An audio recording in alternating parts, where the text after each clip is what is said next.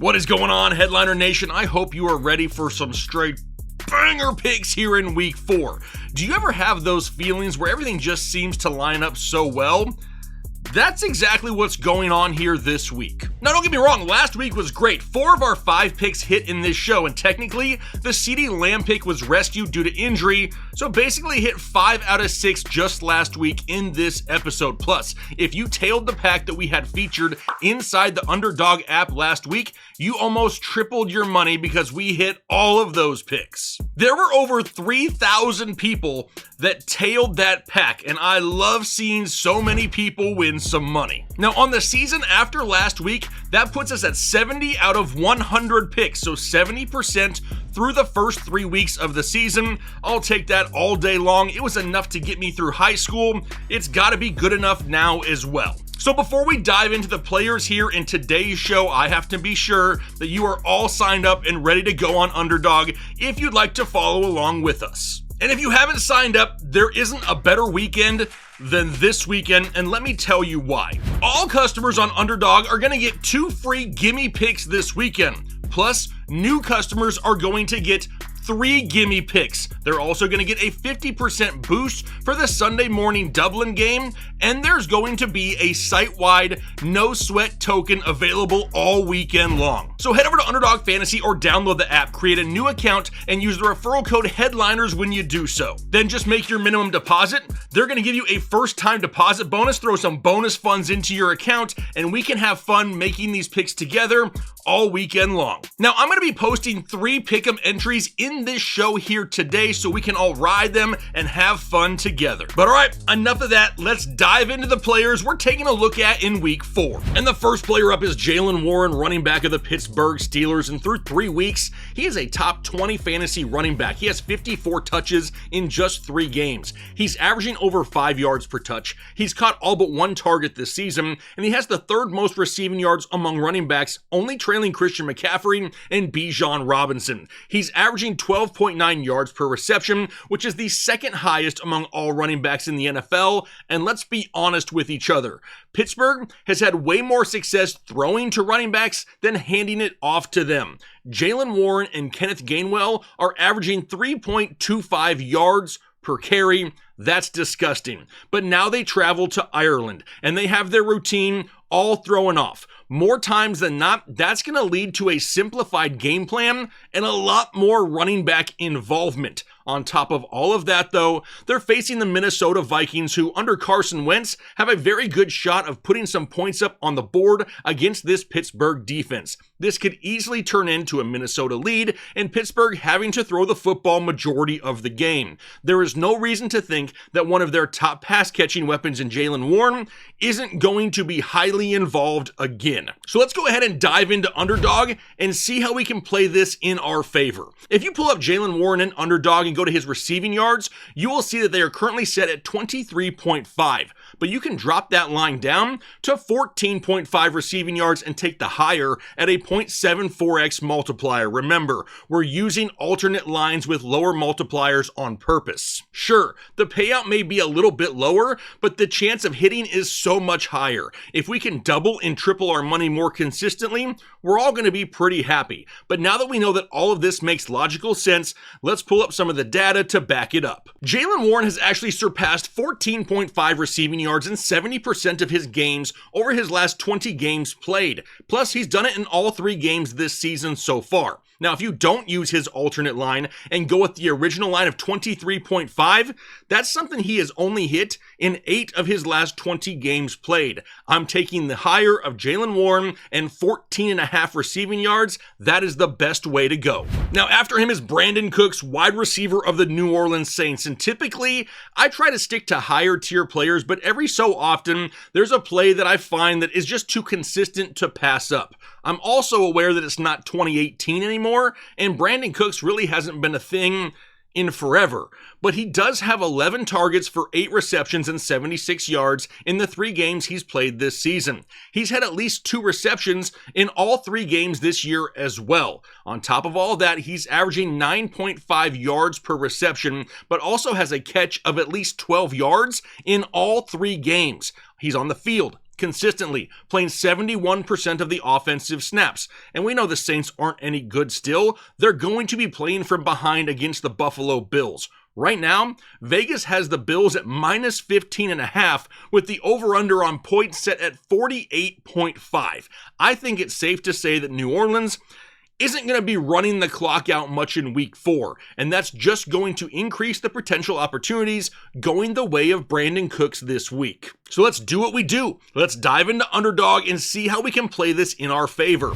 If you go into Underdog and you pull up Brandon Cooks and look at his receiving yards, you're going to see that they are currently set at 16.5 yards. But you can actually drop that line down to 9.5 receiving yards and take the higher at a 0.73x multiplier. Remember, once again, let me reiterate, we're doing alternate lines on purpose. Yes, the payouts are going to be lower, but the chances of winning are so much higher. We're trying to consistently double and triple our money. But now that we know all of this makes this logical sense, let's back it up with some data. And by doing that, we see that Brandon Cooks has surpassed 9.5 receiving yards in 19 of his last 20 games, including all 3 games this season and all of his head-to-head matchups against Buffalo. We also said earlier that he's had a catch of at least 12 yards or more in each game this season.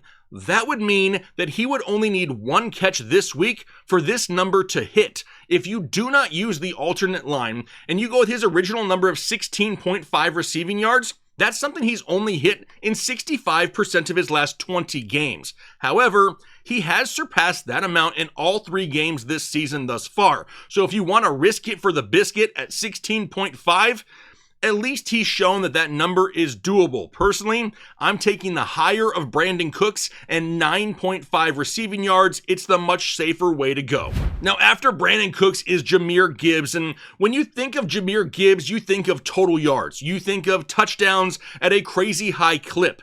But you also think about how heavily involved he is in the Detroit passing game. He's got 19 targets in just 3 games. That's the 3rd highest among all NFL running backs. He has 12 receptions this season, which is 2nd highest among all running backs. He also commands a 20% target share in Detroit, which is 3rd highest among all running backs in the NFL.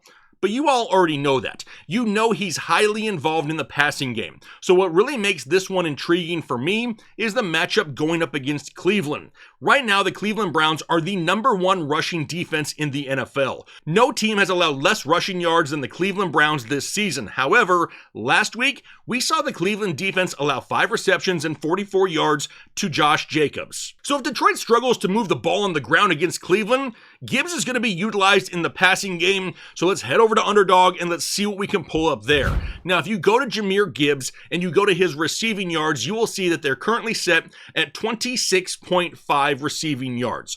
But you can drop his line down to 19.5 and take the higher at a 0.76 multiplier. Now, that obviously makes a lot of sense to a lot of people, so let's pull up the data and trends. And when you do that, you see that Jahmyr Gibbs has surpassed 19.5 receiving yards in 8 of his last 9 games and in 70% of his last 20 games played. Now, if you don't use that alternate line and go to his original total of 26.5, that's something he's only hit in 60% of his last 20 games. But if you pay attention to that 9-game span where he's gone over in those 8 games, you'll see that he's gone over 30 yards receiving. So honestly, if you wanted to risk it with the higher total, it is doable as well. But in my opinion, taking the higher on Jahmyr Gibbs at 19.5 receiving yards is the much better choice. Now, after him is Travion Henderson of the New England Patriots, and is it finally time for Henderson to be unleashed? Last week, we saw Ramondre Stevenson and Antonio Gibson put the ball on the ground, and everything right now is pointing to Travion Henderson being the man in week 4.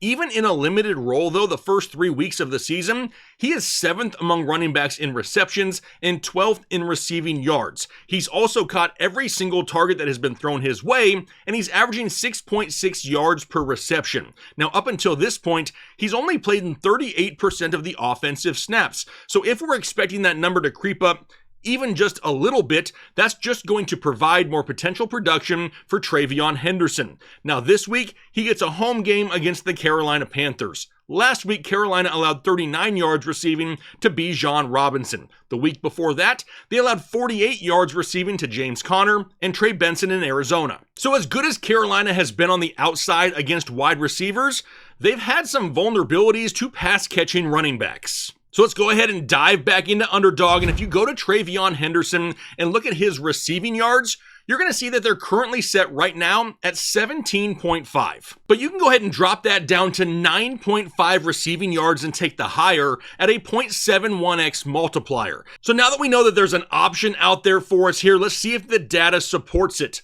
And when you look at it, yes, it does. Hendo has surpassed 9.5 receiving yards in all 3 of his games this season, even in a more limited role. Even if you don't use the alternate line and go with the original total of 17.5, that's still something he's hit in all 3 of his games this season as well. So in reality, he has a good chance at hitting his original total as well as this alternate total. So why am I even going with the alternate line then? Well, the Patriots are notorious for weird running back usage, and despite the fumbles, we know that they still like Ramondre Stevenson. If I'm going to touch anything in the backfield of the New England Patriots, I'm going to do it at the lowest numbers possible until the splits are a little bit more stable there. So if it's me, I'm taking the higher on 9.5 receiving yards for TreVeyon Henderson.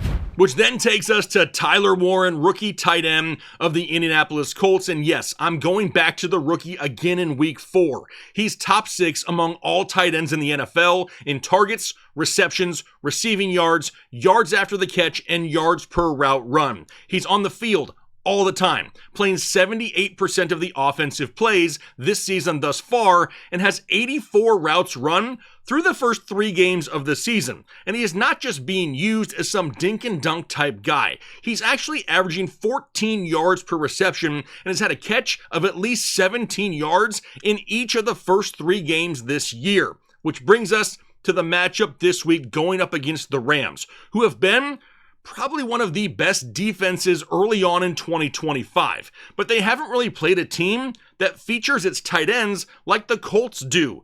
Last week, they allowed 33 yards and a touchdown to Dallas Goedert, who only saw 2 targets. The week prior, they allowed 35 yards to Chigakonkwo of the Tennessee Titans, and then 50 yards in week 1 to the Houston tight ends. But it's also worth noting that Colts wide receiver Alec Pierce is questionable to play, and that could provide an extra target or 2 going the way of Tyler Warren. So let's go ahead and dive into Underdog and see what we can find. Now, if you go and pull up Tyler Warren, you'll see that his current receiving yards is set at 50.5, but you can drop that number down to 34.5 receiving yards, take the higher, and get it at a 0.70x multiplier. So that tells us that there's an option out there for us, so let's go ahead and pull up the data. Now, there were a lot of people last week that took Warren at the 39.5 receiving yard total instead of our posted suggestion of 34.5. That turned out pretty crappy since he finished with only 38 yards, but that's why I'm once again going with the 34.5 total. He has hit that in all 3 games this season,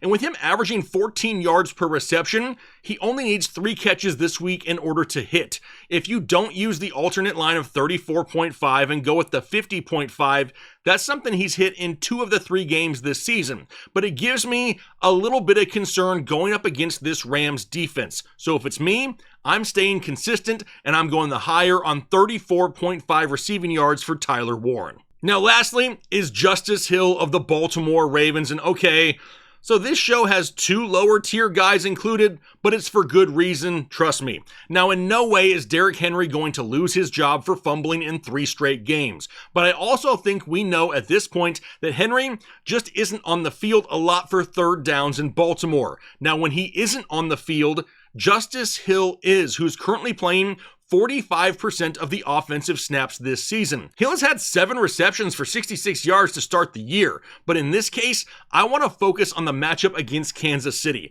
The Chiefs, again in 2025, have been solid when it comes to stopping the run, But last week, Cam Scattaboo racked up 6 catches for 61 yards in the receiving game against them. But if we look through 2024 and early on here in 2025, Justice Hill has averaged 2.6 receptions per game. It seems like he's good for a couple dump-offs a week, but has enough juice to really get more volume, especially if Baltimore is trailing. Now, Vegas currently has Baltimore minus 2.5 with the total points hovering right around 48.5 or so. So this game could be pretty close. But now let's dive into Underdog. If you pull up Justice Hill on Underdog and go to his receptions, you'll see that they're currently set at 2.5. But you can drop that line down to 1.5 receptions and take the higher at a 0.77x multiplier. Now that we know that though, let's pull up some of the data to make sure it makes sense. And when you do that, you'll see that over his last 20 games played, Justice Hill has had at least 2 receptions in 75% of his games, as well as in 10 of his last 12 played, and 2 of the 3 games this season.